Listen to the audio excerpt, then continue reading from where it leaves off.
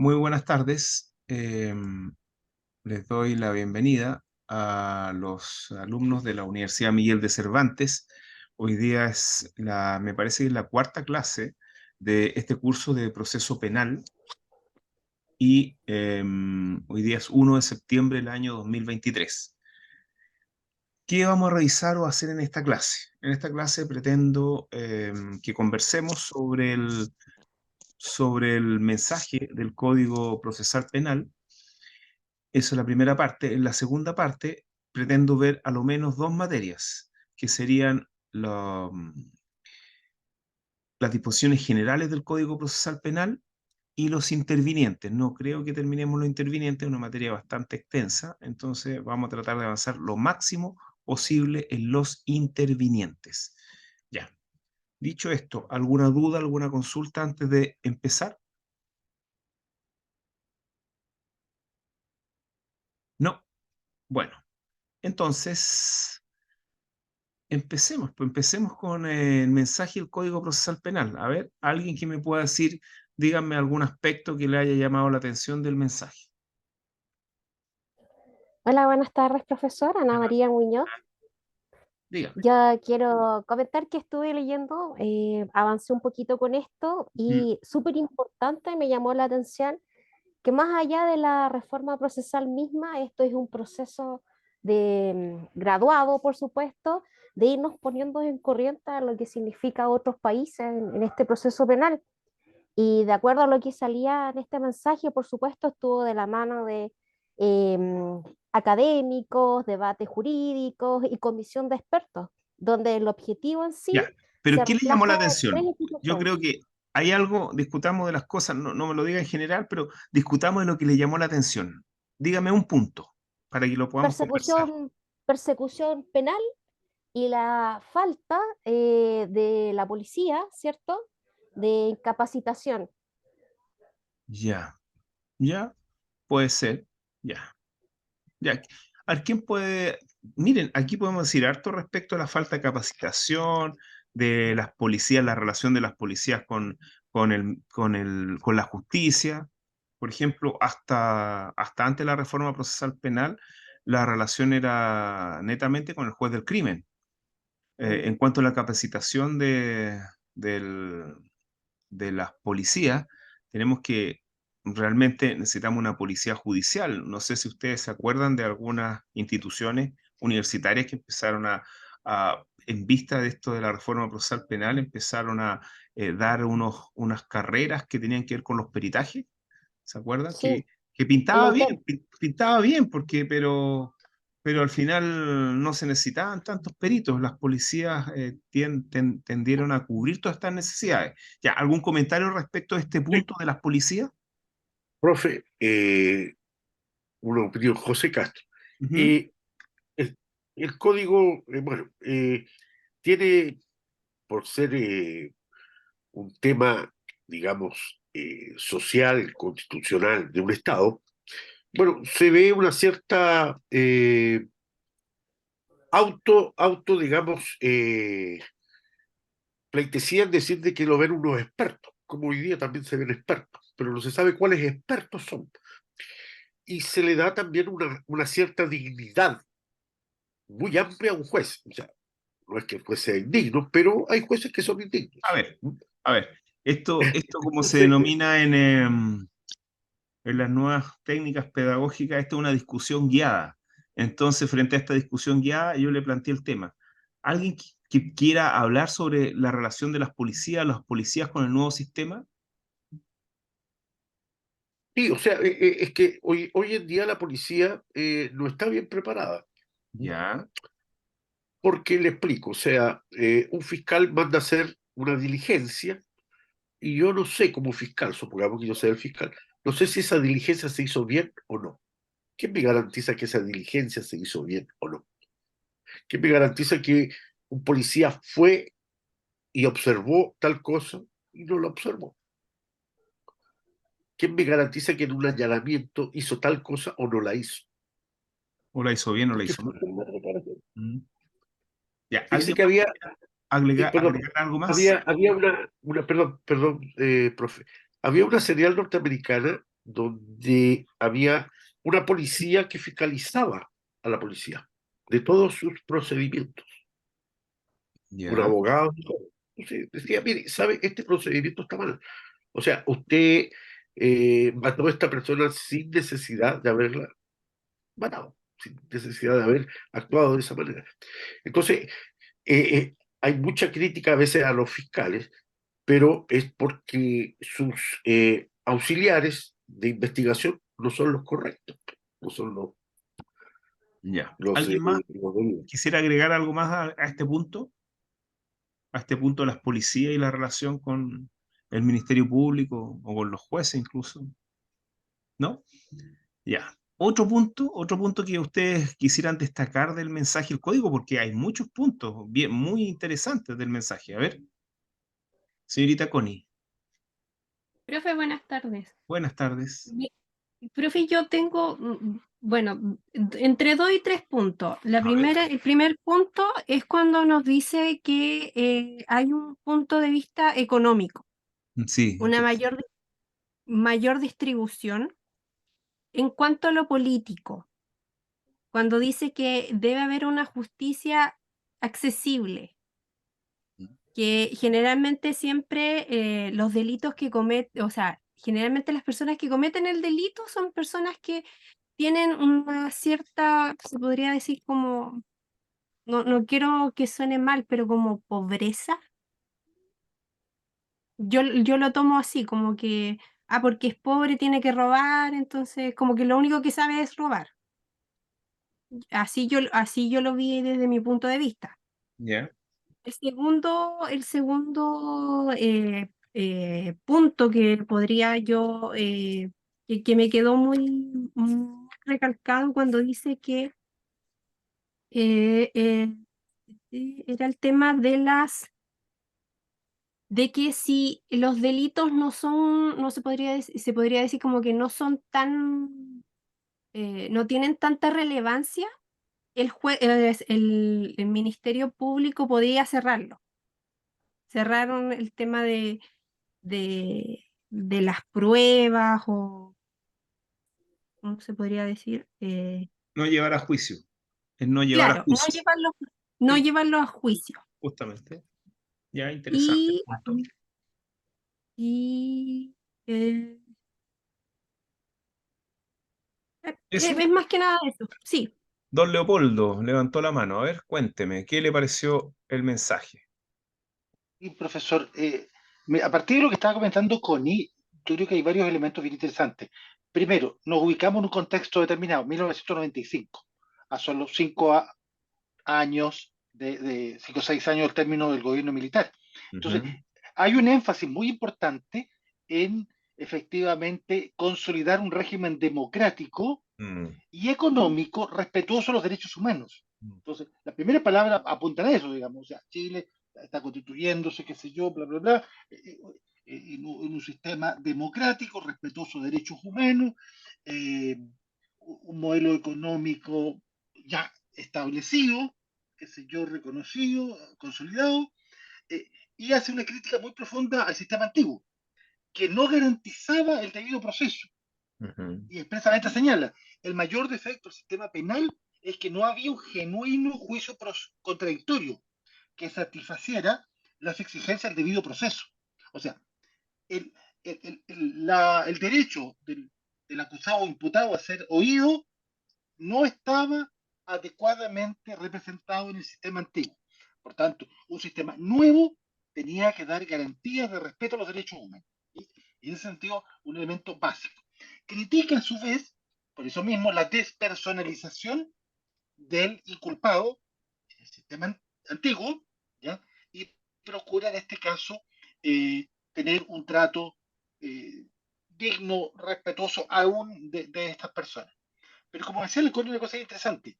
Abre espacio para que no toda conducta punible fuera Ujú. efectivamente reprimida, ¿ya? Y ahí establece un conjunto de distintos mecanismos u opciones. Eso, profesor. Hay otro comentar, pero Ya. esos ¿Quién, puntitos solamente quería ya. mencionar. ¿Quién más quiere comentar algo del código, del mensaje del Código Procesal Penal?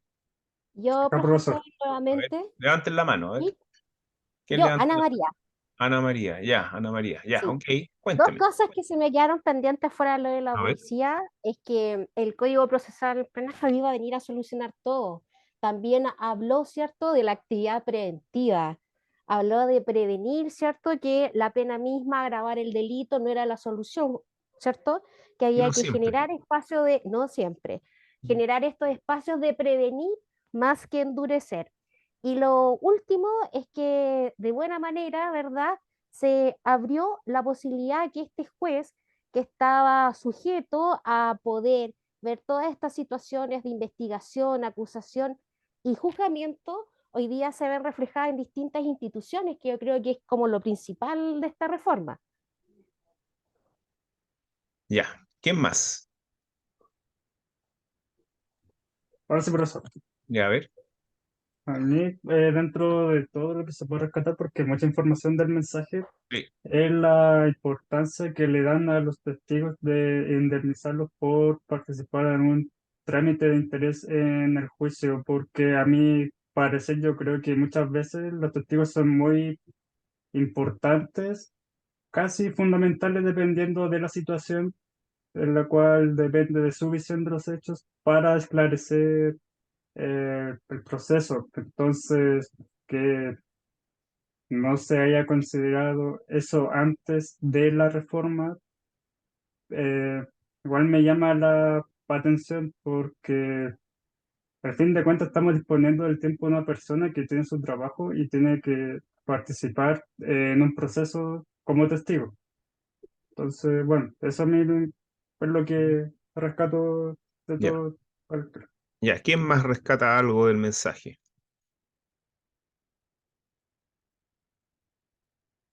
Yo creo eso. A ver, dígame. Eh, bueno, lo primero para ir como contrastándolo con la materia que usted ha ido ¿Mm? pasando. ¿Ya? eh, al ir leyendo, hablaba de que estábamos en un sistema inquisitivo, donde Ujú, el juez era todo. Y lo mismo justamente, que usted hacía donde todo. usted fue, hacía todo. Iniciaba, investiga y juzga. Y se perdía con la claridad ¿cómo se llama? De que fueran las cosas por separado. ¿Qué es lo que Ujú, hace esta reforma? Inicia, ¿cómo se llama? Crea, ¿cómo se llama? Esta cosa la fiscalía por un lado, ujú, eh, ¿cómo se llama? Y lo más importante, lo que yo vi, bueno, que esto antiguamente era todo escrito. ujú, Y en el punto número 6 habla del juicio oral, que eso claro. cambia todo, que eso va cambiando, va como modernizando. Mm. Eso, profesor. ¿Alguien más? Yo estoy de acuerdo con lo que habla el compañero en ¿Ya? relación con lo que hemos hablado todas estas clases. Ujú, Usted, ciertamente, usted ha hablado de que se da un vuelco de 180 grados respecto justamente. a este cambio de paradigma y como decía el compañero, tras la dictadura, bueno, régimen militar más bien, pero más allá de ciertamente de que se va creando de alguna forma el debido proceso, más allá de entender que es un término bastante ambiguo, como lo ha dicho muchas veces usted, y ciertamente se crean determinadas instituciones, como decía el compañero, el Ministerio Público, etcétera, y que se cambia el sistema inquisitivo. Ujú, Eh, a mí lo que me llamó la atención fue un tema civil, en cuanto a que se mantiene la posibilidad de la demanda civil en el procedimiento y que se destaca y más bien favorece la posición de los afectados por los resultados del delito. En cuanto a que, y quisiera preguntarle a usted si tal vez se mantiene o no esto que le voy a nombrar. Lo primero, que la obligación de los fiscales de demandar civilmente en favor de la víctima cuando ésta no cuente con un abogado particular. Y la ya. segunda es la obligación del tribunal del fallo de pronunciarse sobre la demanda civil, aun en el caso de absolver al imputado. Mm. Buenos puntos, porque ya, ¿alguien más que quiera decir algo? ¿No? ¿No? ¿Nadie más le llamó la atención el mensaje, el código? ¿Nadie más? Profesor, Sí, a ya. mí me llamó la atención que, bueno, en el sistema antiguo, prácticamente todas las personas, por lo que entendí, tenían esta, como la prisión preventiva, a veces no se judicializaba. Mm, y que ahora en el sistema actual se basa en tratados internacionales y buscan al revés todo lo contrario, pues dependiendo del tipo de pena y se restringe mucho la prisión preventiva, o sea, como que en determinados casos. Es como este cambio como grande que yo no, también noté en la comparación de lo que hemos visto y lo que también es leímos. un cambio bien en 180 grados. ¿Alguien más que quiera agregar algo?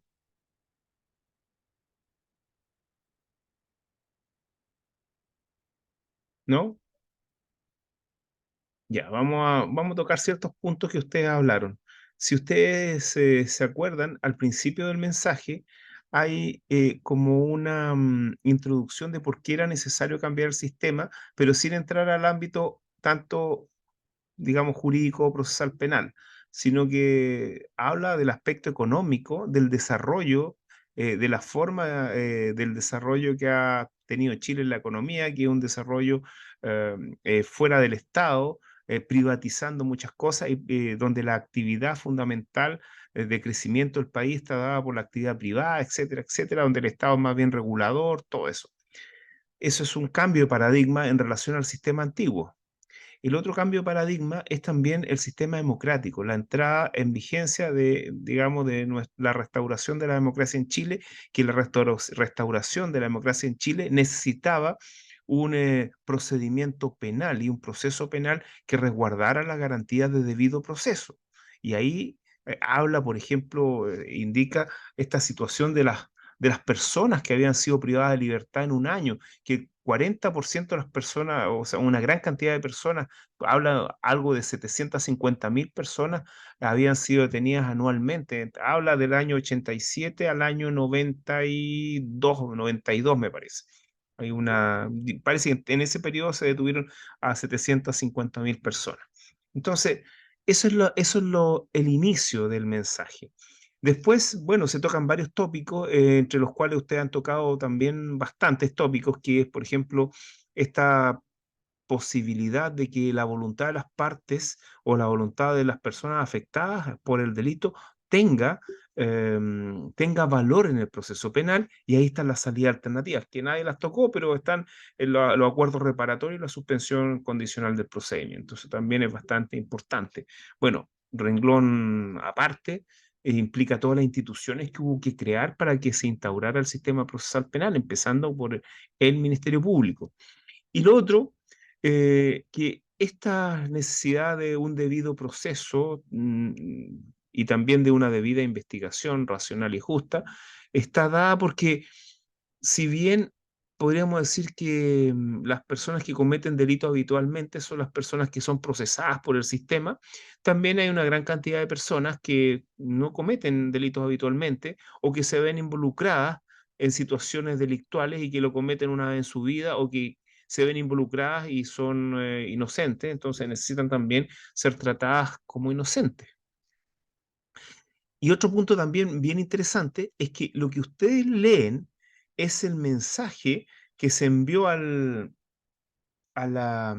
legislativo en junio, me parece, en junio del año 95. Dejen ver la fecha del mensaje. En junio, me parece que es junio del 95. Efectivamente, el 9 de junio de 1995. Es decir, que estuvo este proyecto de ley siendo tramitado durante aproximadamente 5 años, porque hay que tener presente que cuando empezó a regir fue el año 2000. Y el mensaje es el proyecto que se mandó al legislativo, donde tuvo modificaciones y después siguió teniendo modificaciones. Em, es decir, las cosas que dice el mensaje, eh, algunas cosas o instituciones no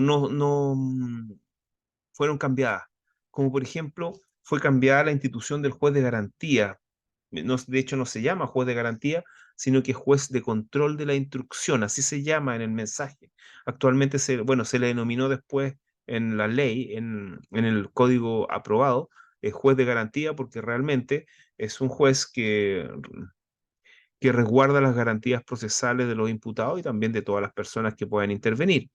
Y por otro lado, también es un juez que dicta sentencias y ante él se sigue un procedimiento oral, que es el procedimiento oral simplificado, porque antes, bajo la vigencia del antiguo código, o sea, mejor dicho, bajo el proyecto original, todo lo que no era posible ser visto a través o fallado a través de los procedimientos especiales, iba a pasar a tribunal oral en lo penal, cosa que es bastante dramática porque el tribunal oral en lo penal no puede ver todo, no da abasto con todas las causas que podrían pasar al juicio oral. De hecho, a 10 años de la reforma, el Ministerio Público eh, se hizo un autoanálisis, ¿ah? Y por alguna razón, el año 2010 me llegó una invitación para esa reunión en que el Ministerio Público dio las cifras de muchas cosas, de las prisiones preventivas, de los juicios que se habían llegado a juicio oral, las investigaciones que habían llegado a juicio oral, y ustedes tienen que tener bien claro que no toda investigación puede llegar a juicio oral, ni siquiera al juicio oral simplificado. Y al juicio oral ordinario no puede llegar más del 5%, sino el sistema colapsa. A 10 años de la reforma, el 2010, habían ingresado de todas las investigaciones solamente el 3,5% de todas las investigaciones llegaron a juicio oral, entonces eso era un triunfo para el Ministerio Público y por eso hay tantos filtros, porque debe llegar a juicio oral lo que realmente sea digno o sea necesario que sea conocido por un tribunal oral en lo penal. Por otra parte, hay varias garantías procesales respecto a las cuales descansa nuestro sistema. Una de las garantías que ya lo vimos es el principio de inocencia. Otra de las garantías es el derecho irrenunciable a la defensa. Y otra garantía esencial es el derecho al juicio oral. Eso es esencial en nuestro sistema. Todo imputado tiene derecho al juicio oral. Tan es así que cada vez que el imputado no llega a juicio oral por alguna salida alternativa o por un procedimiento especial, el juez de garantía está obligado a indicarle que él tiene derecho a un juicio oral contradictorio. ¿Ya? Bueno, los dejo para que sigan meditando y leyendo el mensaje, porque el mensaje es bien interesante. Y les dejo no sé si tarea, pero sí reflexión.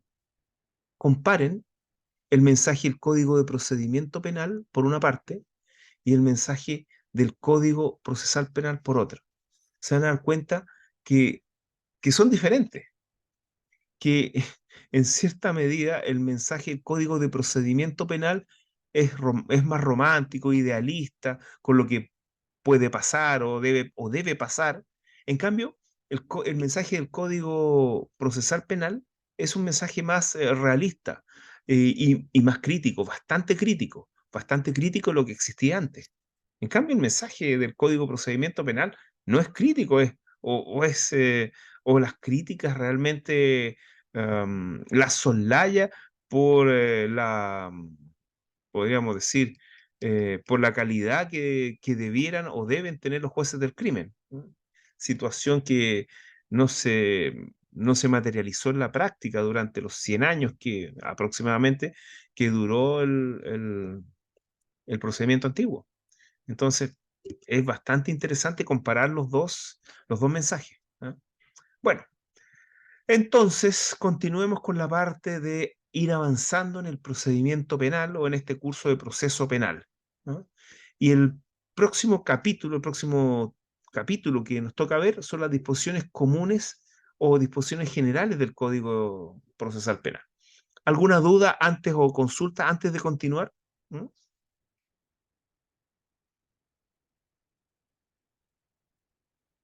No. No, profesor, clarito. Ya, entonces avancemos.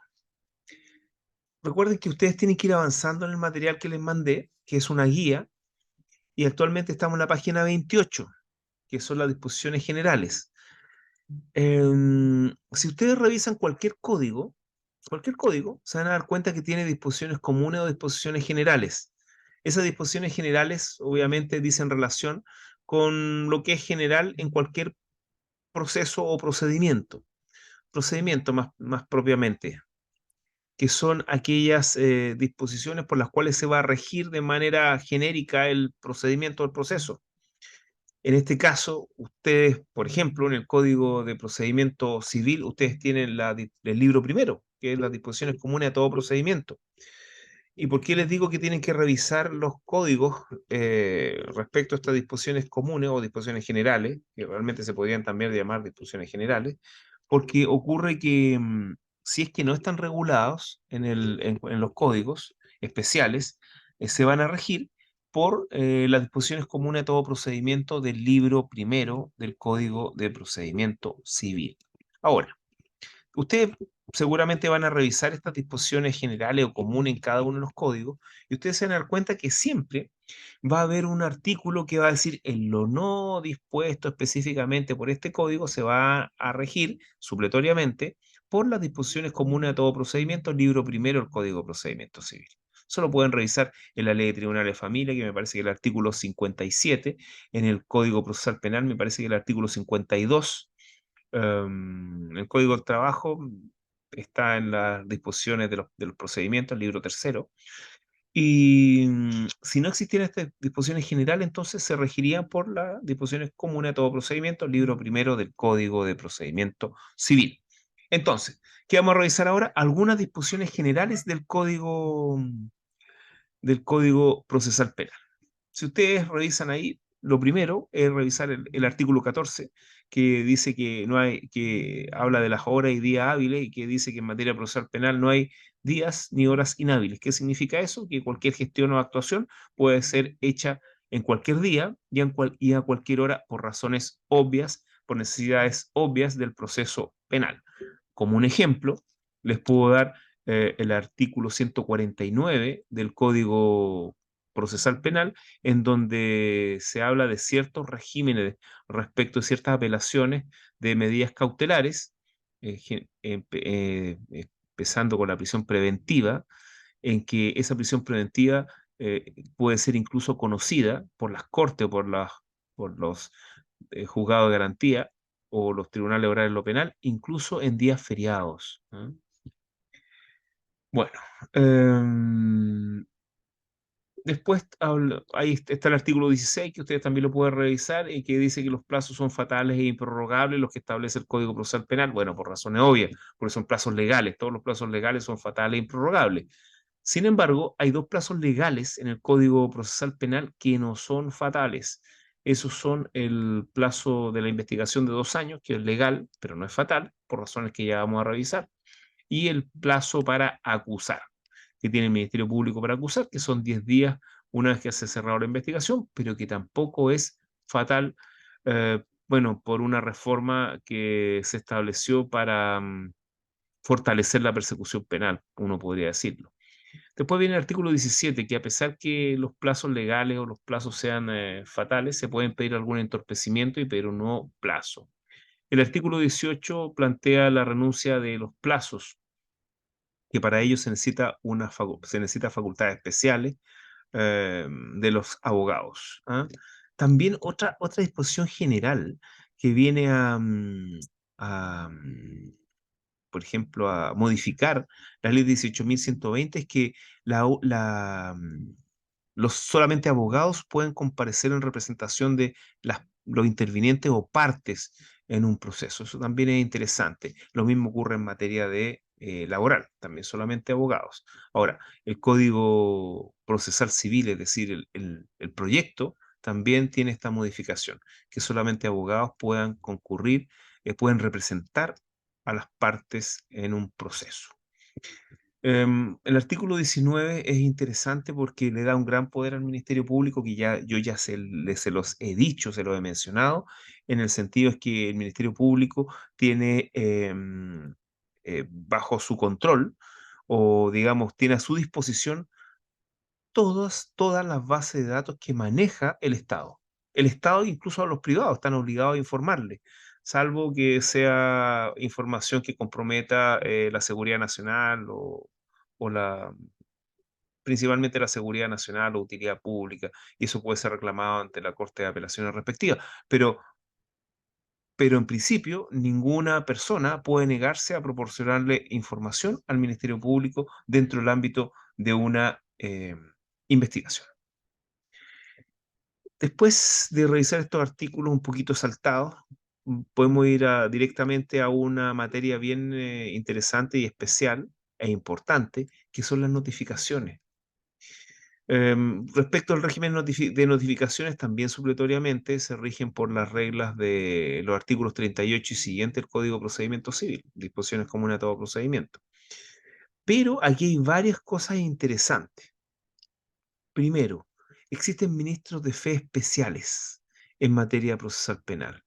Es decir, ya no tenemos que acudir a los receptores, salvo en algunos casos en que frente a acciones penales privadas el juez ordena que sea hecha por receptor particular las notificaciones. Pero el artículo 24 establece un sistema de ministros de fe especiales. Ministros de fe que son pagados por el Poder Judicial, que son responsables por las actividades ante el Poder Judicial porque son funcionarios judiciales, por lo tanto deben realizar estas diligencias, estas notificaciones dentro del un plazo acotado. Y también no deben ser remunerados por las partes. Esto es un gran avance y fue el primer, podríamos decir, el primer atisbo de este nuevo sistema que por lo demás también rige en materia laboral y en materia de familia. Solamente quedando la materia civil, solamente con los receptores particulares, ¿no? Con el sistema de receptores particulares. Ahora, otro artículo interesante respecto a las notificaciones es el artículo 26 del Código Procesal Penal, que ayuda a que avance el proceso y que no se produzcan notificaciones fallidas y que produzcan la paralización del proceso, como les dije. El artículo 26 es el llamado, en jerga, podríamos decir, jerga forense, el apercibimiento del artículo 26. ¿Qué significa el apercibimiento del artículo 26? Significa lo siguiente. Significa que en la primera actuación judicial, policial o administrativa, el imputado, porque esto es para el imputado solamente, el imputado debe indicar un domicilio válido donde deba ser notificado. Y el apercibimiento es de que si da un domicilio falso, inexistente o incompleto, o se cambia de domicilio con posterioridad y no avisa, como está percibido, el apercibimiento indica que en el caso de no poder ser notificado porque dio un domicilio falso, porque es inexistente, porque es incompleto o porque se cambió sin avisar, estando apercibido para ello, la próxima notificación y las siguientes se van a realizar por el Estado Diario. Y si esto lo unimos con, con el artículo 127 del Código Procesal Penal, en que si es que el imputado no concurre estando válidamente notificado a una audiencia judicial cuya presencia sea requisito de validez, se le debe despachar una orden de detención. Entonces, ¿cómo ocurre? ¿Cómo ocurre esto? Ocurre que si el imputado se cambia de domicilio y va al notificador y no lo encuentra porque se cambió de domicilio, bueno, esa resolución o la próxima resolución que se dicte va a ser notificada por el Estado Diario y obviamente es una resolución de comparecencia. Y como está notificado por el Estado Diario, se puede pedir la detención si no concurre a esa audiencia o a esa actuación. Esa es la notificación por el artículo, perdón, el apercibimiento conforme al artículo 26. ¿Cuándo se realiza este apercibimiento? En la primera actuación policial, administrativa o judicial. A ver, actuación policial, cuando es detenido.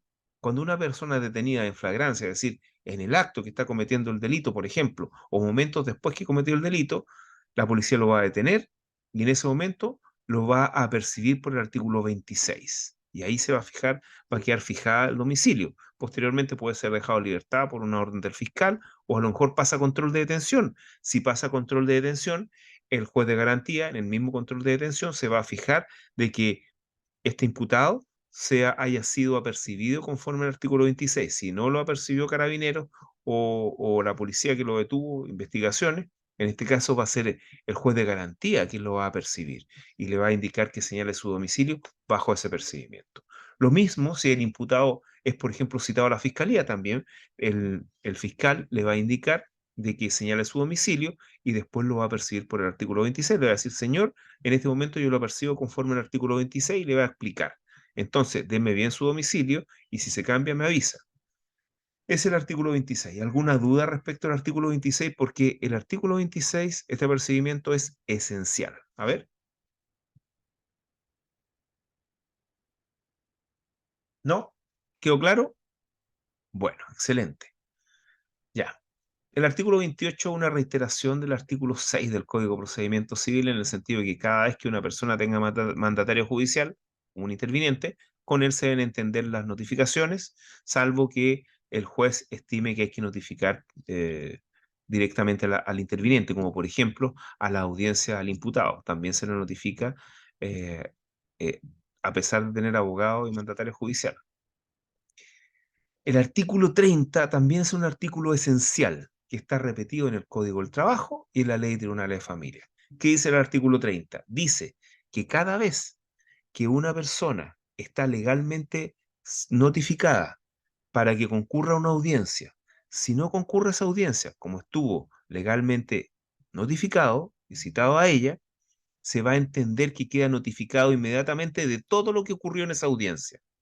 Por lo tanto, si en esa audiencia que no concurrió se fijó otra audiencia especial o donde se necesite su comparecencia, se entiende que ya fue notificado en esa audiencia de la siguiente. Es decir, en materia procesal penal, en materia laboral, en materia de familia, basta citar a los intervinientes o a las partes una sola vez. ¿Duda acá? Esto se aplica en materia de familia, materia laboral y materia penal, habiendo empezado este régimen con la materia procesal penal.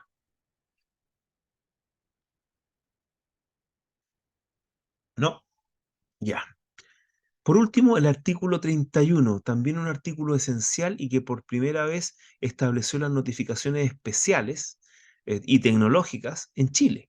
El artículo 31 dice que cualquiera de las partes, los intervinientes, pueden solicitar que se le notifique de una manera especial, eso sí, que tecnológica, y que asegure la fidelidad y dé certezas de que se haya practicado y que tenga conocimiento de aquello.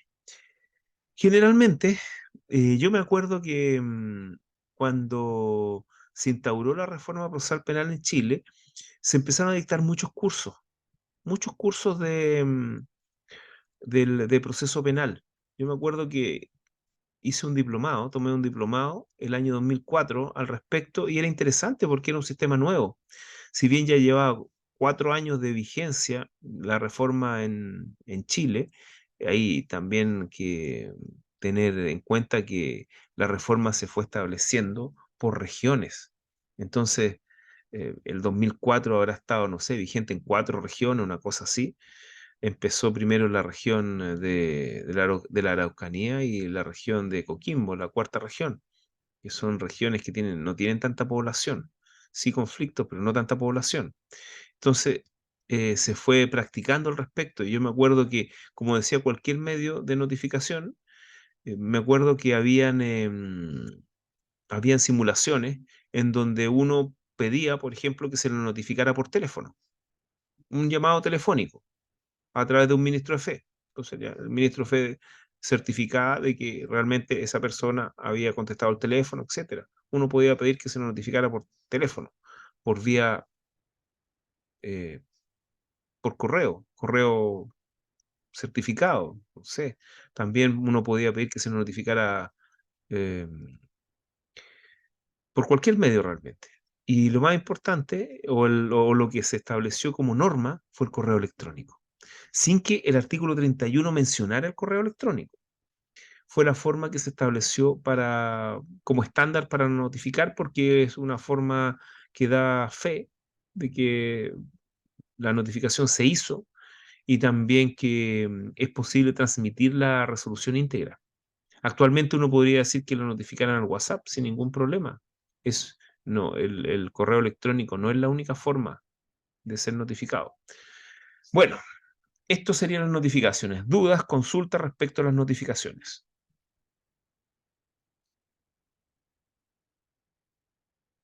Nada, sigamos. Clarito, profesor.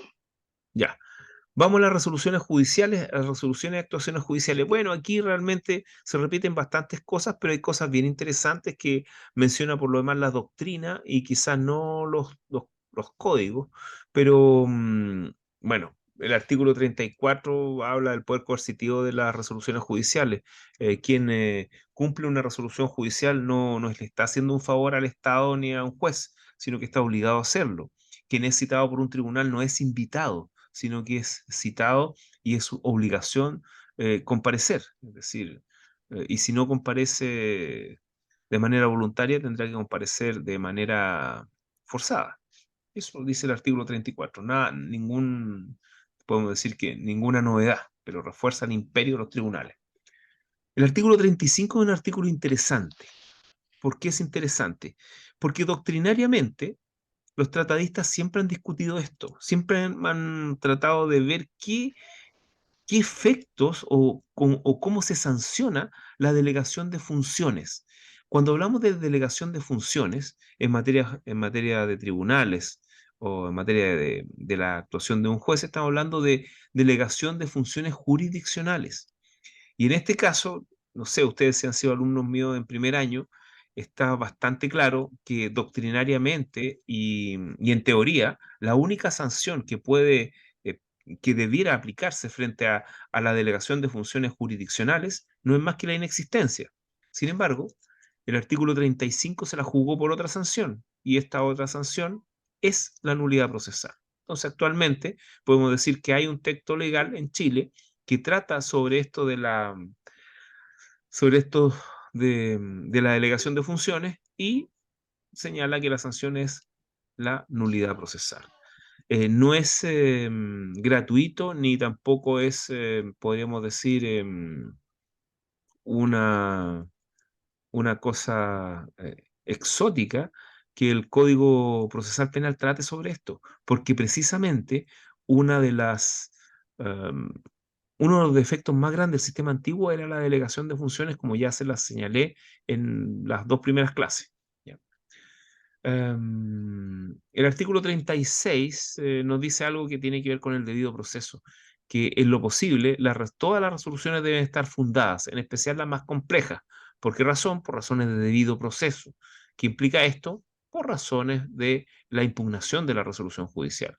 Uno cuando impugna, lo esencial de la impugnación tiene que ver con el fundamento que se tuvo, no con la decisión, no tanto con la decisión, sino que con el fundamento que tuvo el juez para atacarlo. Entonces, es esencial que las resoluciones judiciales en cuanto a las más complejas estén fundadas. Otro artículo también interesante, el artículo 38. Como el procedimiento es oral, se supone que todas las incidencias que se planteen en una audiencia deben ser resueltas en ella, aunque realmente no siempre es posible resolver toda esta incidencia en la audiencia por razones obvias. Se necesita mayor reflexión, se necesita mayor antecedente, etc. Entonces, la regla general es esa.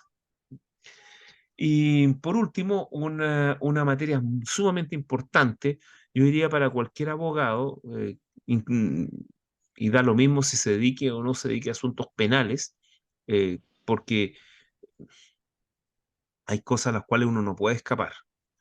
Eh, como, como me indicaron hace como 30 años, hay cosas a las que un abogado no puede escapar. Y una de las cosas a las cuales uno no puede escapar es a los juicios.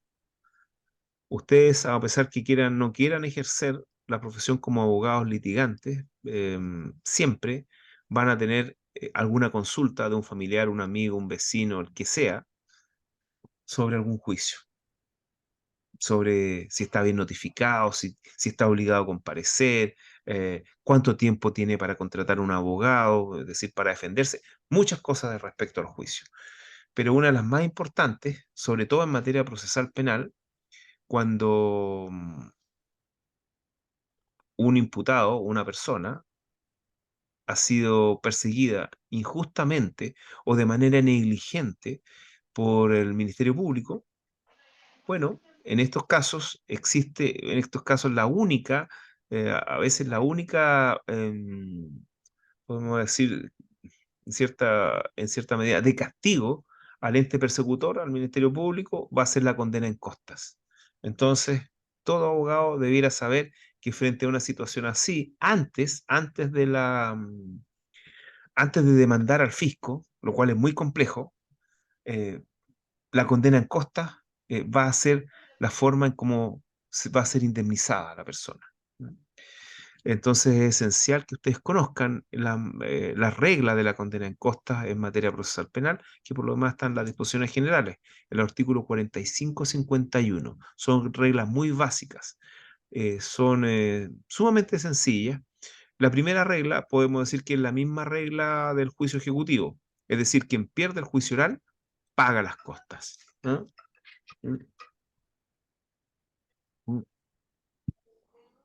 Em, Quien pierde entonces el juicio oral paga las costas. Si lo pierde el Ministerio Público, tiene que pagarlo el Ministerio Público. Y en este caso, no sé, estas costas están indicadas muchas veces por un arancel. Uno podría aplicar un arancel del Colegio de Abogados, pero generalmente uno aplica el mismo arancel de la Defensoría Penal Pública, que es lo mínimo. Y el arancel de la Defensoría Penal Pública establece una cantidad bastante importante respecto de las, de las costas. Por ejemplo, eh, dependiendo de la cantidad de días que dure el juicio oral, va a ser la cantidad de dinero. Em, También de lo que haya durado la investigación. Hay personas que han sido investigadas o que la investigación ha durado unos 5 años y después toda la etapa intermedia ha durado 2 años y después el juicio oral 1 año, en el sentido de 1 año entre que se hace y no se hace, etcétera. Entonces, frente a situaciones así, por ejemplo, las costas pueden llegar a ver, les voy a poner un caso verídico. Una persona que fue investigada entre investigación y juicio oral, duró, esto tiene que haber durado 2014, como 8 o 9 años, entre investigación y juicio oral. 8 o 9 años. Em, el juicio oral duró 3 o 4 días, 3 días, aproximadamente 3 o 4 días, no recuerdo bien. Las costas para cada imputado, bueno, los imputados fueron absueltos de manera bastante, ¿cómo podemos decirlo? De manera bastante negligente por parte del Ministerio Público. El Ministerio Público fue muy negligente porque el motivo de absolución después del juicio oral fue la prescripción de la acción penal. Entonces, el Ministerio Público no se dio cuenta que estaba prescrita la acción penal. Eso es mucha negligencia. Frente a esa situación, 7 millones para cada imputado. Ahora, ¿quién paga esto? Lo paga el fisco, es decir, va a ser pagado. Los fiscales del Ministerio Público también deben responder personalmente, pero solamente frente a una situación obvia en derecho, si actúan con dolo o con negligencia inexcusable, es decir, con culpa lata, ¿no?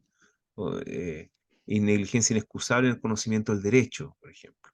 Entonces, pero como responden de las costas el fisco, no, uno le cobra al fisco, ¿ven?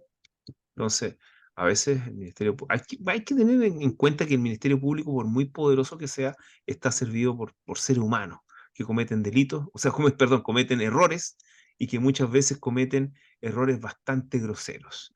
Ya, esperen un poquito, déjenme ver, ya. Bueno, ahí le voy a decir respecto a las costas y también existe la posibilidad de mandar al fisco, etcétera, por muchas cosas que han ocurrido. Ya, don Leopoldo levantó la mano. Sí, profesor, es que me llamó mucho la atención eso que comentaba. ¿Se les aplica juicio de cuentas también a los fiscales? Mire, Eso, eso usted debiera preguntárselo a su profesor de Derecho Administrativo. Realmente no sé, no sé si le aplica el Ya, juicio de cuenta. Yo creo que se le podría aplicar no un juicio de cuentas, sino que un juicio civil ordinario por parte del Consejo de Defensa del Estado. El Consejo de Defensa del Estado debería recuperar ese dinero. ¿Mm? Ya, don Yarok, o Jarok, no sé. Le quería preguntar respecto justamente al caso que acaba de comentar, en relación con que ese grave desconocimiento del derecho no podría considerarse una culpa lata, Obvio, obvio. ¿sí? Sí, Y ahí se tendría que ir a lo que comentaba el compañero del sí, juicio. podría demandarlo, podría haber demandado al Ministerio Público y al fiscal personalmente, pero, pero 7 millones para cada uno y sin un juicio, inmediatamente, pagado en 2 meses, como que es una buena suma. ¿Mm? Lo que me impresiona es que fueron, dijo, 4 días de juicio, ¿fueron? Aproximadamente 3 o 4 días de juicio. ¿Y 9 años de proceso, en definitiva? Entre el juicio, podríamos decir de investigación, de haber sido unos 6 años de investigación.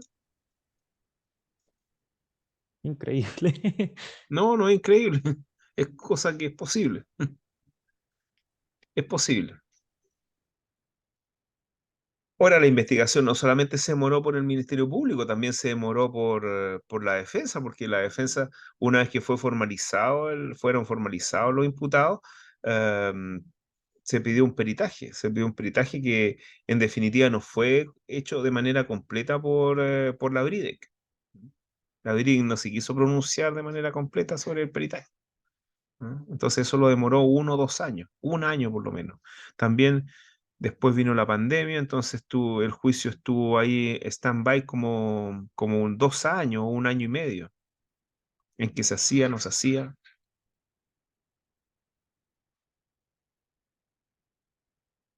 Eso, ¿sí? ¿Dudas, consultas? ¿No? Sigamos entonces. No, eso le agradezco. Ya, sigamos. Entonces, muchas veces la única forma que van a tener ustedes de cobrarle al Estado, al Ministerio Público por las molestias que pasó su cliente es a través de las costas. Muchas veces va a ser eso. Esa va a ser la única fórmula. ¿Mm? Bueno, vamos a los intervinientes, a esta materia de los intervinientes. ¿Qué es esto de intervinientes? Disculpe, profesor, me acordé de algo, disculpe. Esto de que decía relación con las costas y el beneficio de pobreza, entendiendo que el Ministerio Público es el que investiga, bajo todos estos términos, el que paga es el fisco, ¿no? Por lo Claro, tanto, no hay un beneficio de pobreza, pese a porque en definitiva, a lo que quiero llegar, que el Ministerio Público ya de por sí, para iniciar el proceso, ellos dicen que esto es un hecho constitutivo de delito, por lo tanto, las costas las debe pagar él, bajo esa lógica, ¿no? no, bajo la lógica que perdió el juicio oral, tiene que pagar las costas. Perdió el juicio oral, tiene que pagar las Claro, costas. claro. Lo mismo, quien pierde el juicio ejecutivo tiene que pagar las costas, salvo que haya motivos bastante especiales para absolverlo. Entendido. Ujú.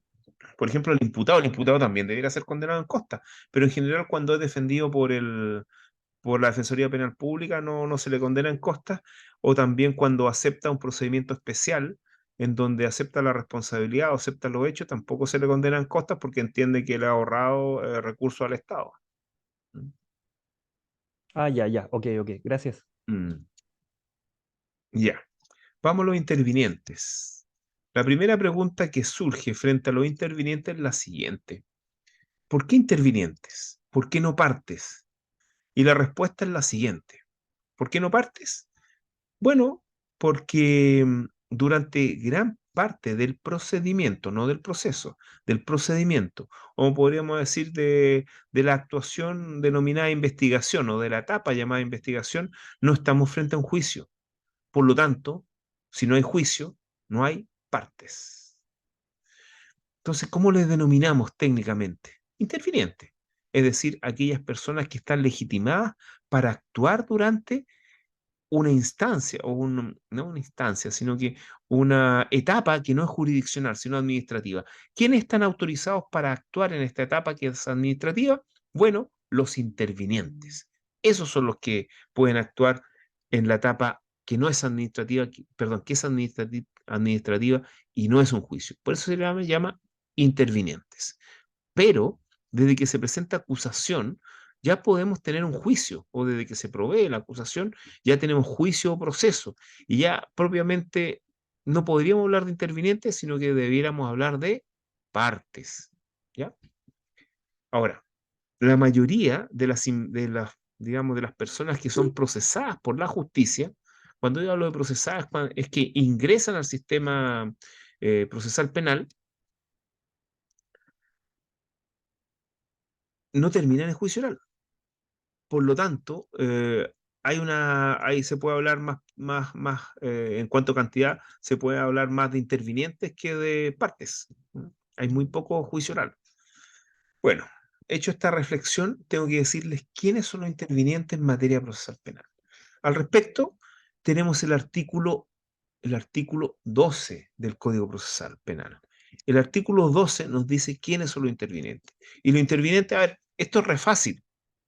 Yo no lo voy a decir, yo les voy a ir preguntando. A ver, ¿quién será interviniente o quién puede participar en la investigación? A ver, ¿quién no puede faltar? El fiscal, el Ministerio Ya, Público. el Ministerio Público. Efectivamente, no puede faltar el Ministerio Público porque recuerden que estamos en un principio acusatorio. Y en el principio acusatorio siempre tiene que haber alguien que empuje esto, que empuje el avance de la investigación, que abra investigación y que vaya empujando hasta llegar al empujón que va a dar lugar al proceso penal, que sería la acusación. ¿Y quién acusa? El Ministerio Público, principalmente. Principalmente. Em, entonces el Ministerio Público no puede faltar. Ahora, el Ministerio Público es un ente que actúa a través de otros entes o de personas naturales, y esas personas naturales se denominan fiscales adjuntos. Podríamos decir que la unidad básica de actuación o de intervención en el sistema que tiene el Ministerio Público son los fiscales adjuntos. A pesar que por una reforma hace como 5 años se le dieron atribuciones a los abogados asistentes, que se supone que son los auxiliares de los fiscales dentro del Ministerio Público, y ellos pueden, por ejemplo, ir a las audiencias de formalización y de control de la detención, de control de detención. Entonces, con eso se dio se le dio, podemos decir, más tiempo a los fiscales y se le quitan algunas atribuciones. No todos van a los controles ni a las audiencias de formalización, y así también los abogados asistentes pueden foguearse, pueden adquirir experiencia. ¿Ah? Ya, la señorita Bárbara me hizo una pregunta. A ver, me levantó la mano. Sí, profesor, ¿qué pasa en el caso cuando se inicia por una querella porque es un delito privado? Bueno, cuando se trata de delito de acción penal pública, usted se va a dar cuenta que al lado del querellante no va a haber nadie, es decir, no va a estar el Ministerio Público. De hecho, cuando hay delitos audiencias de delito de acción penal privada, el Ministerio Público se sale de la sala, se va, no le interesa, ellos no participan en las acciones penales privadas, solamente el querellante. Ok, ¿quién más será importante en el procedimiento penal? ¿Quién más será interviniente? ¿Quién más tendrá derecho a participar de la investigación? A ver. El imputado. Obviamente, el imputado, sí. Aquí el sistema procesal penal está como todo hecho para el imputado. Efectivamente, el imputado. Y yo, en el material, si ustedes lo pueden revisar, al siguiente interviniente no lo pongo abajo, sino que lo pongo al lado. Lo pongo al lado porque realmente no puede faltar, no puede, está en íntima vinculación con el imputado. ¿Quién será?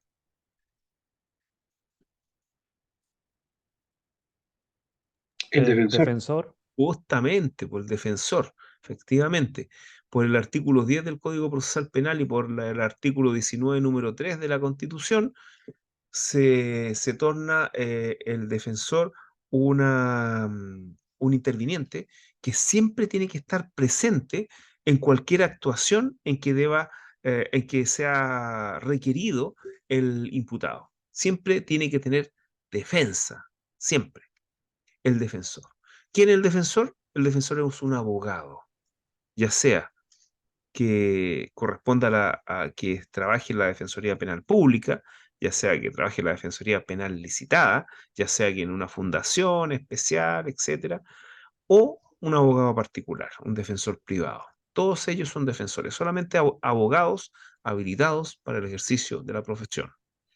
No se exige al abogado privado, no se le exige una capacitación especial, pero a los abogados de la Defensoría Penal Pública, de la Defensoría licitada, se le exige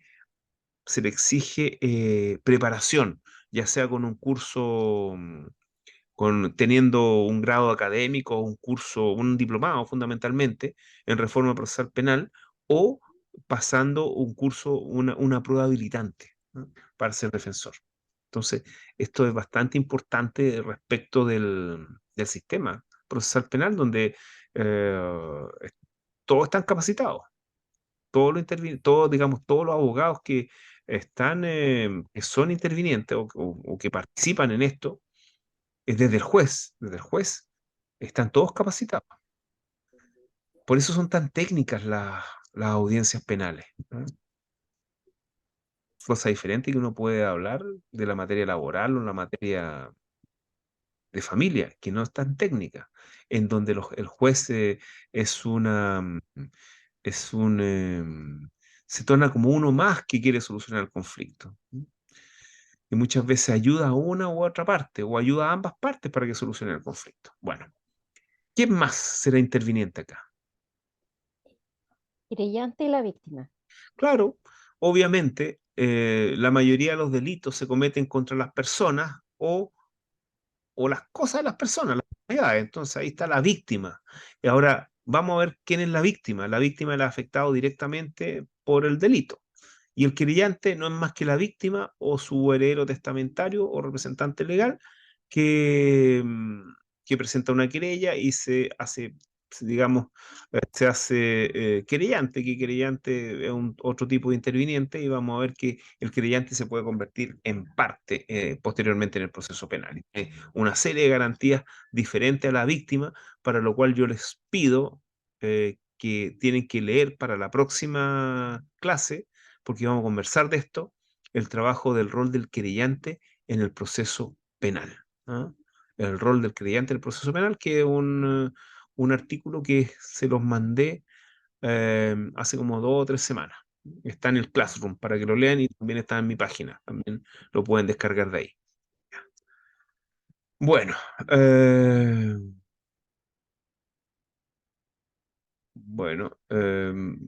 antes de seguir, les debo indicar dos cosas, dos aprensiones que siempre me surgen, sobre todo a las personas que en su tiempo tomé examen de grado en algunas universidades, y siempre tenían esta confusión.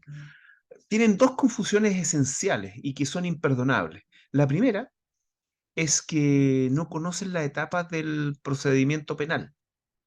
Eso es imperdonable, porque las etapas caracterizan lo que se puede hacer y lo que es cada etapa del procedimiento penal.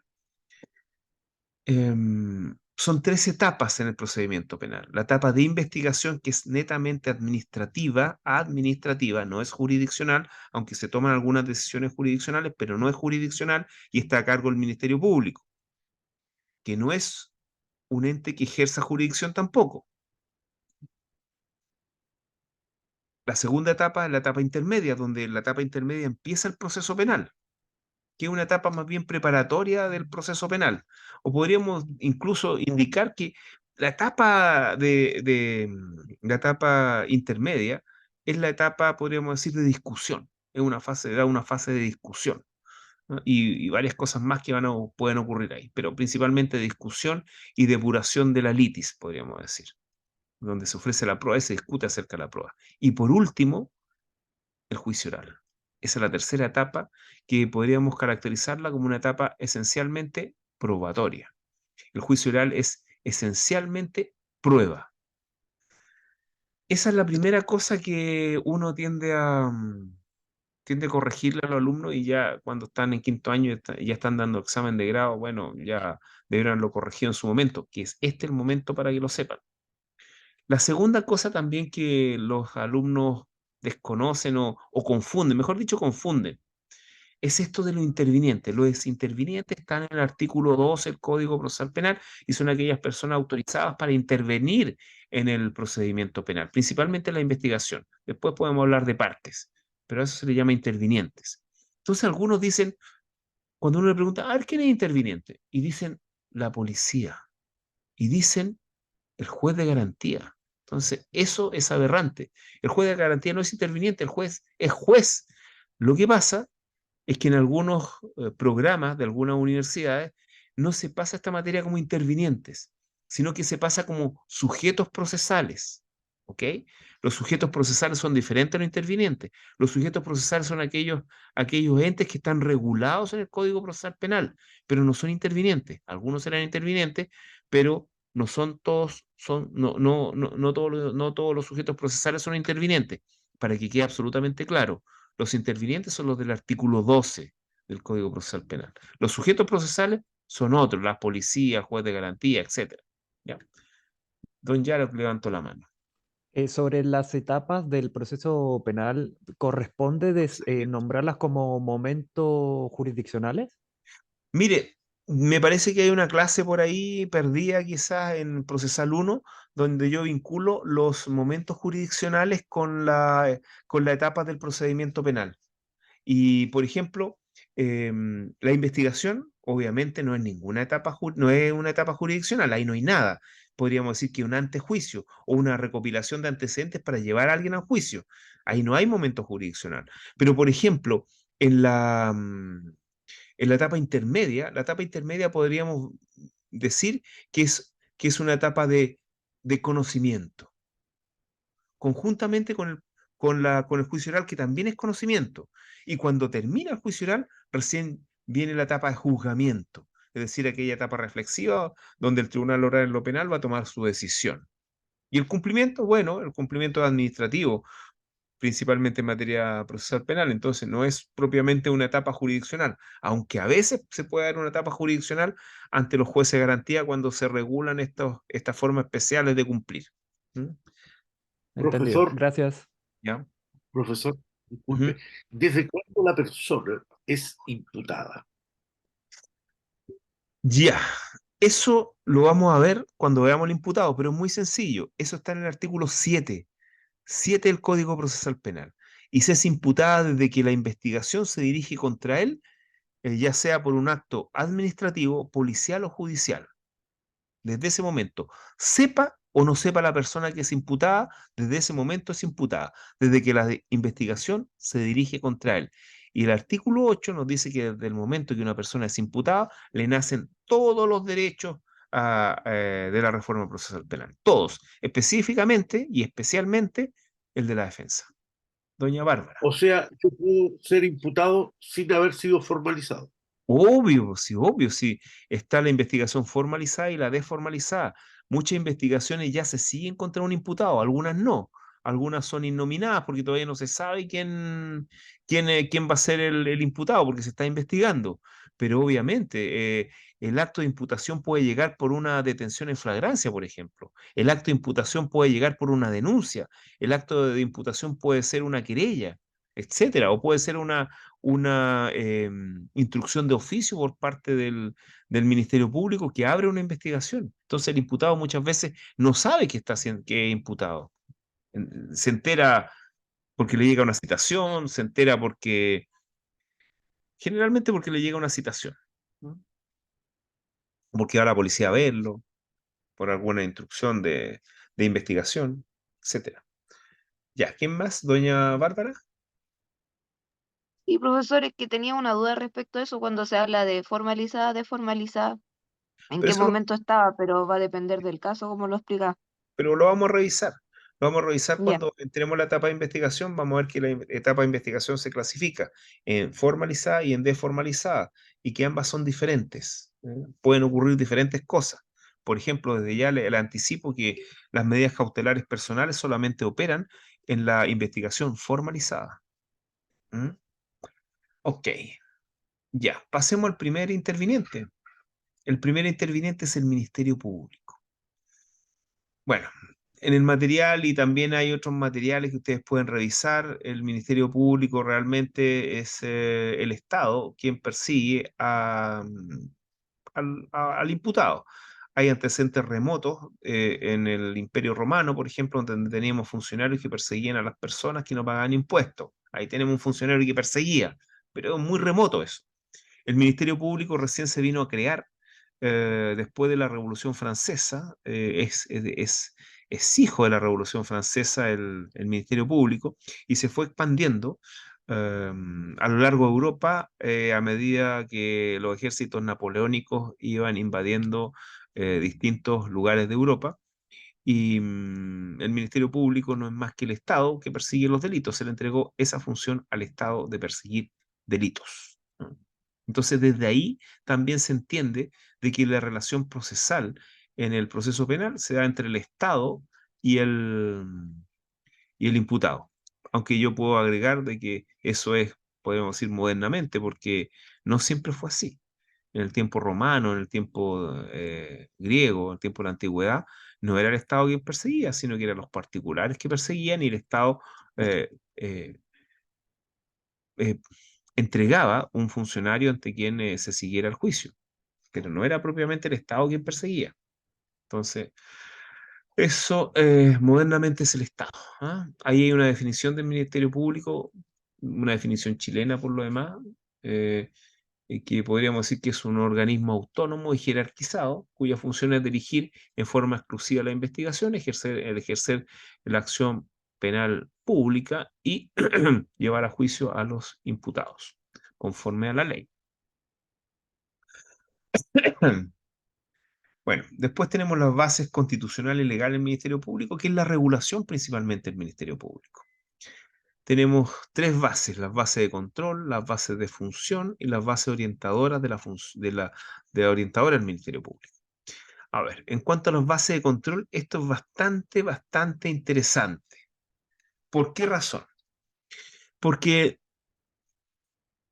para los justiciables, para las personas de a pie, se puede decir, o para cualquier ciudadano, que se ve involucrado en una investigación penal, que no siempre va a ser culpable, ¿no? A pesar que existe un estigma respecto del imputado, todos creen que el imputado es culpable.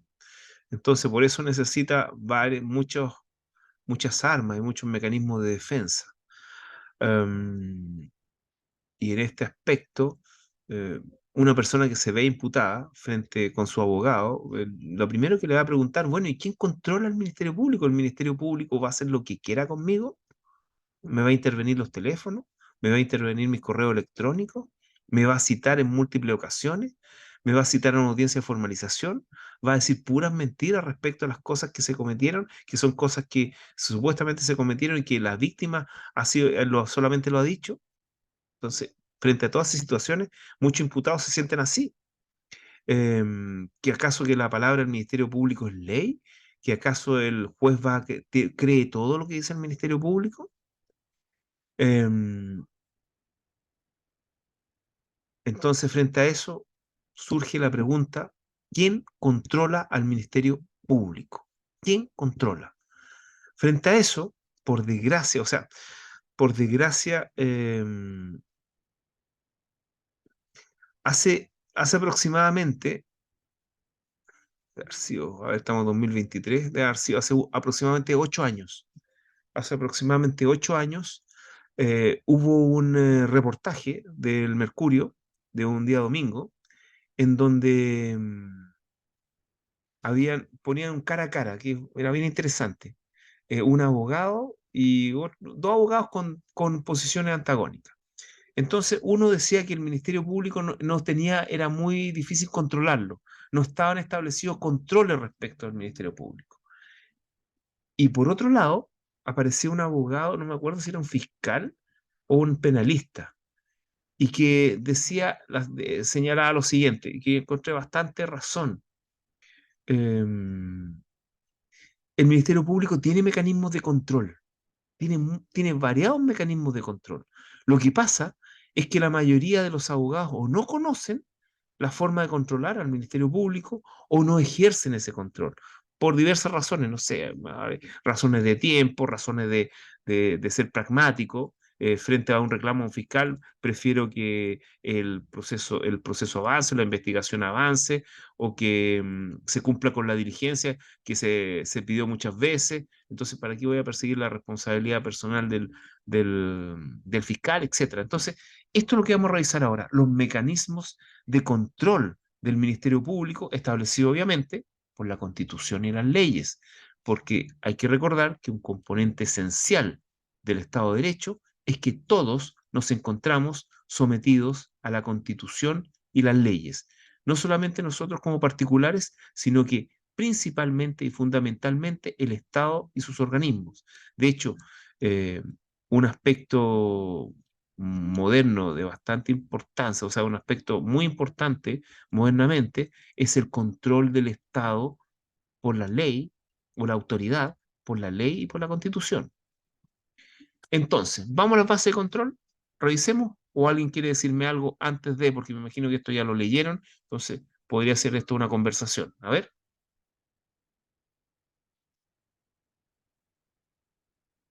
a ver,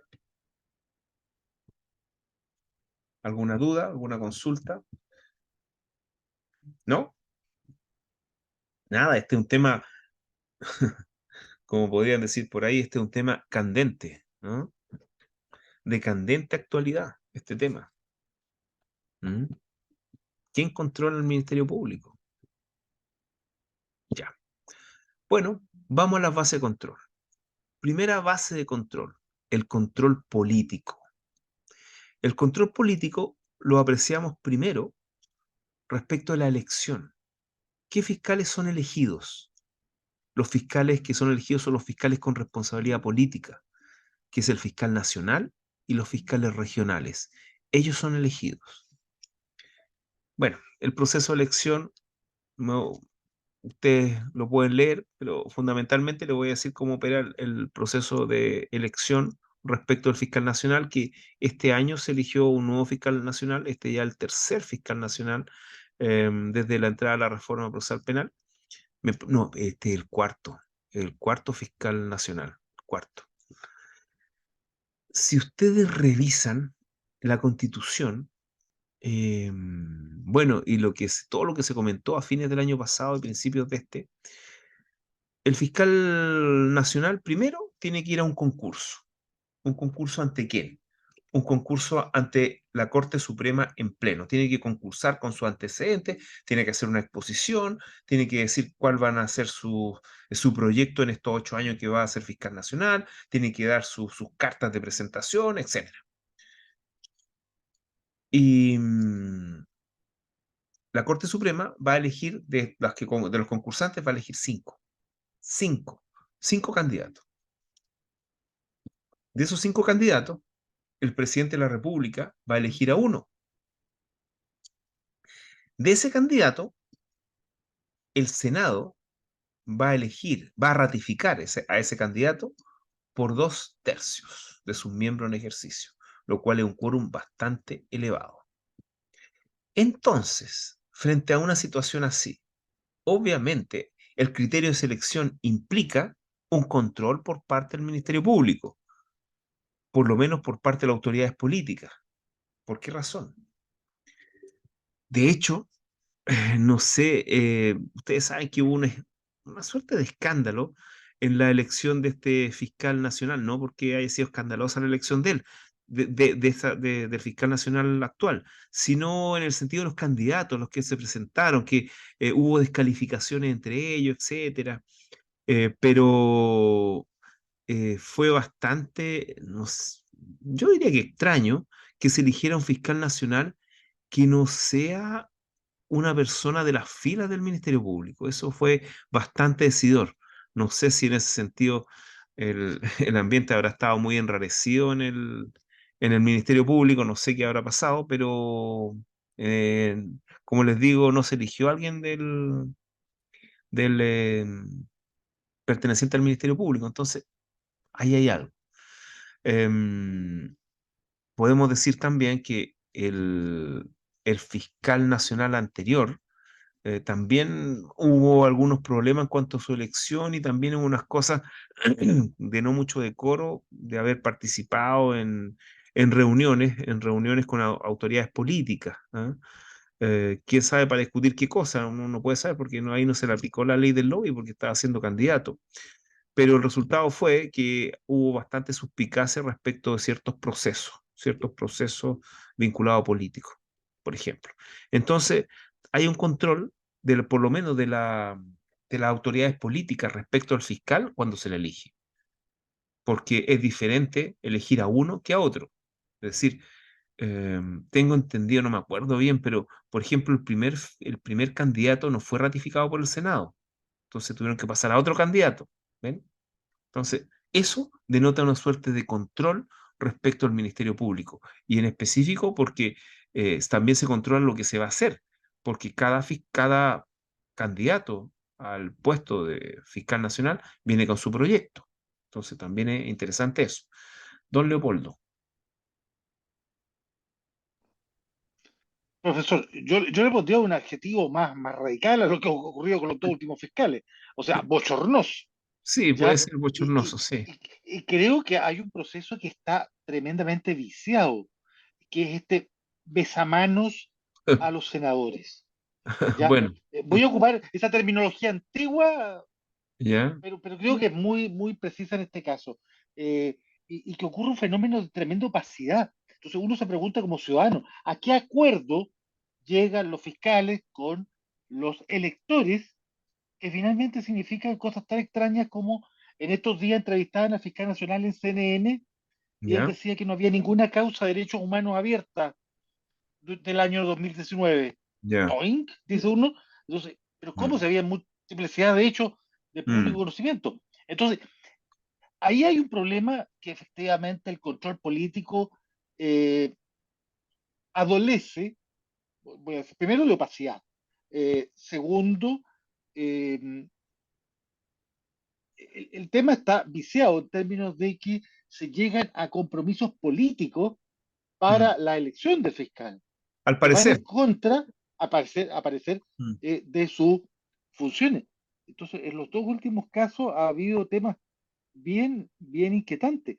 Y ahí me mm. surge ahí una pregunta. ¿No existe alguna iniciativa de cambiar este mecanismo de elección, Que yo sepa, no. tal vez democrática, académica, no Que sé, de no. otro orden? Es que el sistema realmente está, si cambiáramos el sistema de elección de fiscal nacional, debiéramos cambiar todo el sistema de fiscales, como por ejemplo, si fueran elegidos el fiscal nacional, los fiscales adjuntos también debieran ser elegidos. ¿Mm? Sí, pues. Qué complejo, Y ese no es complejo, el sistema, es complejo. complejo, efectivamente es sumamente complejo para elegir este tipo de autoridades que son tan técnicas. No sé si deban ser elegidos por votación popular, no sé, no sé. ¿Mm? Otros Sería, países funcionan así, pues, claro, pues Estados Unidos funciona así. ¿Mm? claramente. Claro que tienen periodos más cortos, entonces en esos periodos en 4 años son evaluados, que hay 8 años, entonces Y más complejo. claramente, y es la ciudadanía la que resuelve si le da este poder a este ciudadano de Justamente este perseguir poder, delitos. justamente. Justamente, pero en 4 años, si lo hace bien, si es bien evaluado. Bueno, también hay que tener presente que el Ministerio Público es el depositario de las políticas criminales. ¿Ah? No es el Ejecutivo, es el Ministerio Público.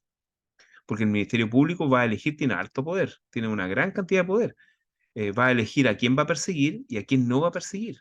O a qué grupos de personas va a perseguir, o a qué tipos de delitos va a perseguir y a qué tipo de delitos no va a perseguir. Es bastante dinámica la actividad del Ministerio Público actualmente en el mundo moderno, o sea, actualmente. Y también por unidad regional también, o local, es bastante interesante eso. Don Yarok, Es justamente con lo que estaba hablando el compañero Leopoldo, si yo lo que me recuerdo en materia constitucional que hablan de legitimidad indirecta de segundo hasta tercer grado. Y esto mismo pasa con los jueces, Corte Suprema, luego apelaciones y así para abajo. Entonces, también pasa, si no mal recuerdo, en el Tribunal Constitucional. En definitiva, se hacen acuerdos políticos que para mí vienen siendo un virus en cuanto a materia jurídica. ¿Ya? No considero que se deba y que se pueda decir que es una especie de em, no reglamentación, pero marco político que ayuda digamos, regular estas instituciones propiamente tal. Ya que a mi parecer con un profesional del derecho que ha transcurrido determinados años en su carrera, pongámosle 10, y que tenga un magíster, un doctorado, ya de por sí, para mí a lo menos está capacitado como para estar en ese cargo. Y no es necesario un tema político. O sea, no me malentienda, pero estudiar tantos años y decir luego que no, tal vez como que no esté capacitado o que no esté, que no se pueda elegir respecto de él, para mí deberían ser más democrática la cosa, de forma directa, democracia directa. Es complejo eso, es complejo, porque debiera cambiar toda la estructura de nuestro sistema, entonces los jueces quizás también debían ser elegidos, entonces es complejo toda esta cuestión.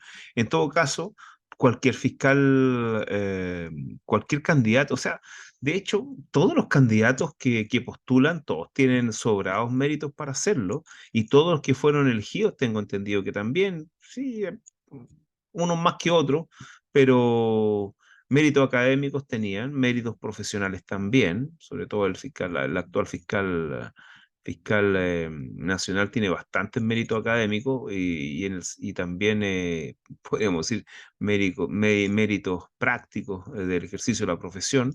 Es un abogado bastante destacado, entonces tiene mérito. Y bueno, igual es sintomático que fue elegido una persona fuera del, del Ministerio Público. Bueno, el control político también viene, bueno, los fiscales regionales son elegidos también en un concurso, pero ante las Cortes de Apelaciones respectivas, y el fiscal nacional elige de una terna que le propone la Corte de Apelaciones respectiva. También hay un control político respecto a los fiscales regionales y y el fiscal nacional, porque ellos pueden ser removidos por un juicio político, ¿no? Ante la Corte Suprema por notable abandono de sus deberes, ¿no? Entonces, también hay un control político. Todo esto es político, es decir, en sistema macro, nivel macro. También puede ser acusados constitucionalmente y también la Corte Suprema en este caso. Realmente son acusaciones constitucionales que la Corte Suprema resuelve, ¿no? Ya. Bueno, después vamos al control procesal. Y aquí está la parte importante, porque este control es ejercido por los abogados, es decir, es ejercido por cualquier persona, por cualquier persona que tenga asesoría jurídica. Y aquí tienen varios mecanismos de control. Y al respecto, yo les insisto que lean el rol del querellante en el proceso penal, porque ahí también se da el control a través del querellante, porque es muy difícil ser abogado de la víctima sin querellarse. O sea, son situaciones bien extremas en las cuales uno no se querella. Bueno, y ahí tenemos todo el control jurisdiccional que se puede ejercer respecto del fiscal a través del juez de garantía. Ahí está el artículo 9, que ya lo vimos, la autorización judicial previa. Es decir, cada vez que el Ministerio Público, los fiscales quieran practicar diligencia o alguna actuación que vulnere garantías constitucionales o vayan en contra de la reglamentación procesal legal, uno puede tienen que acudir al juez de garantía para autorizarlo, y si no lo hacen, la sanción es muy grave. La sanción es prueba ilícita. Ya lo vamos a revisar lo que es la prueba ilícita, y al respecto también les voy a mandar un artículo. Bueno, autorización judicial previa, artículo 9, ya lo conocen, ¿sí? ¿Alguien dijo Profe, yo? sí, José Castro. Pero, por ejemplo, hoy en día se modificó cierta norma sobre un control de detención, por ejemplo, cuando el juez lo deja en libertad al imputado o le da otras medidas cautelares. el juez, el fiscal apela, ¿Ya? porque él quiere apelar, y queda detenido Ah, la claro, persona. 149. Poder superior al juez. Pero es que no es tan así. Lo que pasa es que todo esto está dado frente a determinados tipos de delitos que son bastante graves, y esos delitos implican que solamente puede ser puesto en libertad el imputado en determinadas condiciones, pero una vez que esté ejecutoriada la resolución que declaró no dar lugar a la prisión preventiva. Es decir, la ley le da ese poder al fiscal. Si él dice, levanta la mano y dice apelo, va a tener que seguir detenido hasta que se confirme esa resolución por la Corte. Pero son casos bien especiales, son casos súper especiales de delitos muy graves. No es la regla general. En la mayoría de los casos, si el juez dice, en la mayoría de los casos hay 5 días para apelar y queda en libertad por mientras el imputado. Para que sepa. Claro, porque Es un régimen el excepcional, fiscal nacional, excepcionalísimo diría. el nuevo fiscal nacional dijo que bajo ciertas condiciones ciertos imputados deben quedar detenidos. Obvio. No, no deben quedar. Bueno, tienen que apelar. ¿Ah? Tienen que apelar. Claro, Por ejemplo, hubo una crítica frente a una instrucción del fiscal nacional que respecto de los imputados, pero siempre esto está fuera de contexto y no está completa la instrucción. Pero la instrucción era que frente a ciertos imputados que eran extranjeros, sin claro, que estuvieran regularizados y sin domicilio, debiera pedirse la prisión preventiva. Claro, porque por peligro de fuga. Si así como entraron pueden salir. claro. Pero No, yo, no, pero yo me delito. imagino, yo me imagino que se refería a delitos No, violentos, no, por delitos ejemplo, graves, lo cual no está mal, sí, no encuentro que esté mal. juez lo reclamó, dijo, por ejemplo, supuestamente un imputado extranjero que no estaba regularizado en Chile había cometido un hurto y bajo el territorio chileno todos tienen los mismos derechos y las mismas obligaciones. Y el juez dijo, si hubiera sido un chileno, él estaría en libertad porque no tiene antecedentes, pero sin embargo apeló y el tipo quedó preso. Claro. Pero yo creo que no era un hurto, yo creo que era un robo con intimidación, un robo con fuerza. ¿Mm? Y lo que pasa es que la No, ley también lo establece. Si usted no tiene un domicilio fijo y si usted entró ilegal, obviamente se va a presumir que usted va a salir ilegal, po. Obvio, po. Sí, pues. Si recuerde que las medidas cautelares son para proteger los objetivos del procedimiento del proceso, y entre ellos la comparecencia es esencial. Pero para todos esos casos de comparecencia está la fianza. ¿Mm? Todos los casos de comparecencia hay fianza. Entonces ahí el colega estuvo mal. Ahí debió haber ofrecido alguna fianza. Bueno, cautela garantía, artículo 10.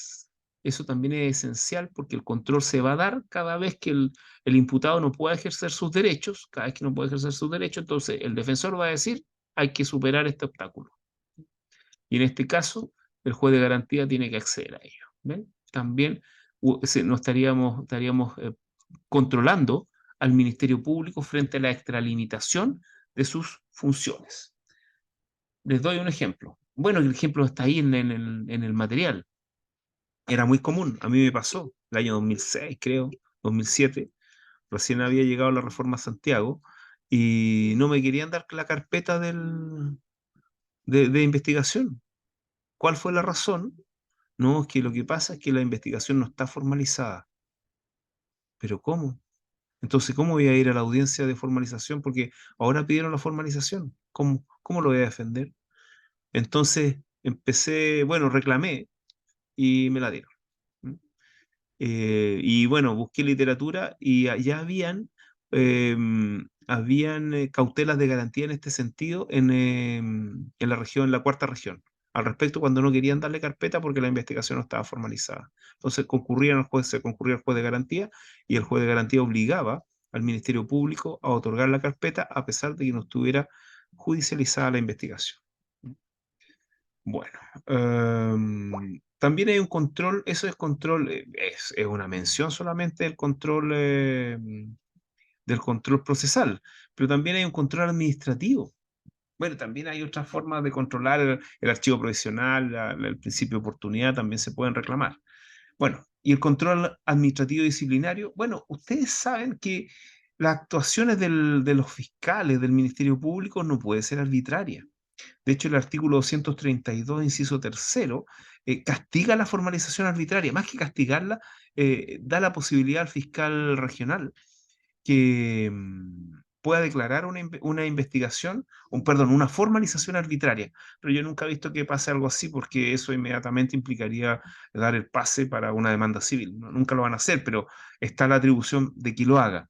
Y por último, está la reclamación que se hace por la ley orgánica constitucional del Ministerio Público ante el fiscal regional.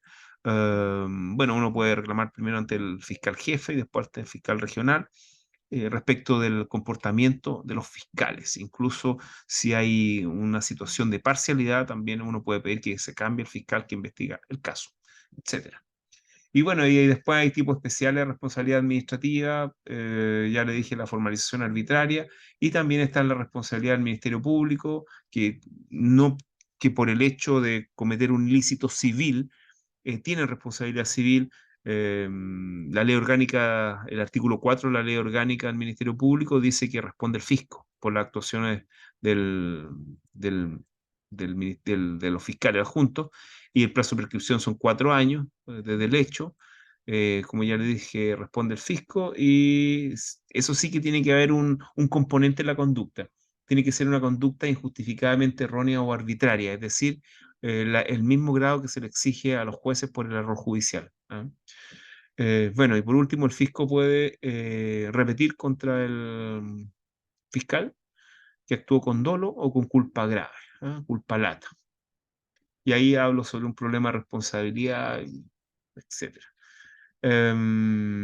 Ya, vamos a quedar hasta acá, porque las bases respecto a la función del Ministerio Público me gustaría que las viéramos la próxima semana, porque son bastante importantes, y estas bases están principalmente en el artículo 83, inciso primero de la Constitución, es decir, aquello que el Ministerio Público puede y debe hacer, porque hay que tener presente que es un organismo del Estado y por lo tanto solamente puede actuar dentro del ámbito de su competencia, solamente puede hacer lo que la ley expresamente le permita hacer. ¿Ok? Dudas, consultas respecto de lo que hemos visto, que es una materia bien candente, bien interesante, donde hay mucho paño que cortar, pues muchas cosas que decir. Puede tratar de buscar ese artículo en el Mercurio, a ver si lo puedo encontrar, sobre el artículo creo que decía, ¿quién controla el Ministerio Público? Y también creo que tengo un artículo por ahí del Mercurio Legal en este aspecto, así que lo voy a buscar y se los voy a mandar, ¿ya? Para que lo revisen. Ya, ¿alguna duda, alguna otra consulta? Nada, están cansados ya. Es que es muy tarde, profesor, para mí. Claro, es tarde. Bueno, pero usted después lo ve con más calma en la clase el lunes, que generalmente el lunes la subo. Así que espero que se hayan entretenido, no se hayan aburrido, ¿ah? Porque eso es el principal problema que tiene este mecanismo de hacer clases, que los alumnos se aburren, ¿ah? Bueno, entonces no me queda más que despedirme, ¿no es cierto? Ya pues, profesor, buenas Ya, noches, buenas Sí. noches, nos vemos. compañeros. Buenas noches. Chao. Pero fue buena la Buenas clase, profesor. Qué noches, bueno. Fue gracias, muy buena la profesor. clase. Muy Qué bueno buenos que todos temas. despertaron, ¿ah? Ya, listo, que estén muy bien. Chao. Chao. Que esté Chao. bien, profesor. Chao.